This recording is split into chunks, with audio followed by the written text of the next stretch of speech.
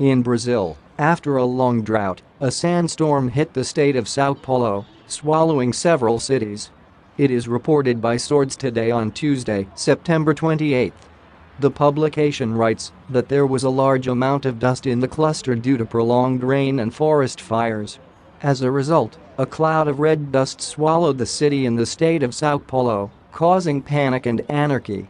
According to meteorologist Karin Gamma, in terms of climate observations, this phenomenon is not unprecedented.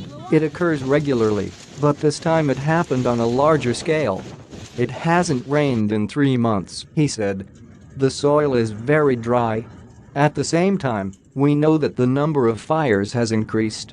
Therefore, during that hurricane, the wind speed reached 95 km/h. People saw a cloud of red dust.